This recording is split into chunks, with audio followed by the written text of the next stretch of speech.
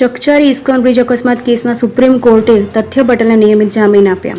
આપ જોઈ રહ્યા છો પારંગત ન્યૂઝ. એક નજર આપના મુખ્ય સમાચાર પર. જુલાઈ 2023માં અમદાવાદમાં ચકચારી ઇસ્કોન બ્રિજ અકસ્માત કેસમાં 9 નિર્દોષ લોકોનો જીવ લેનાર આરોપી તથ્ય પટેલને સુપ્રીમ કોર્ટે મોટી રાહત આપતા નિયમિત જામીન મંજૂર કર્યા છે. તથ્યના વકીલે આ જામીન મળ્યાની સત્તાવાર પુષ્ટિ કરી છે.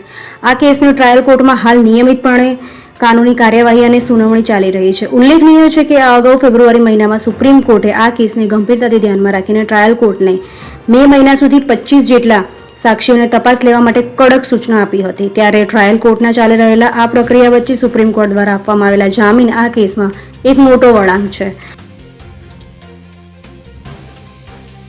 19મી જુલાઈ 2023ની રાત્રે આરોપી તથ્ય પટેલે જેગુઆર દ્વારા ઇસ્કોન બ્રિજ પર ભયંકર અકસ્માત સર્જ્યો હતો.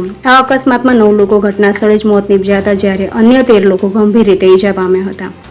જે બાદ તથ્ય પટેલ તેમજ તેના પિતા પ્રજ્ઞેશ પટેલ સામે ગુનો દાખલ કરવામાં આવ્યો હતો. ત્યારે આ નિર્ણય સાથે અકસ્માત સર્જાયા બાદ લગભગ પોણા 3 વર્ષની જેલવાસ ભોગવ્યા બાદ પછી હવે તથ્ય પટેલ જેલમાંથી નિયમિત જામીન પર બહાર આવશે.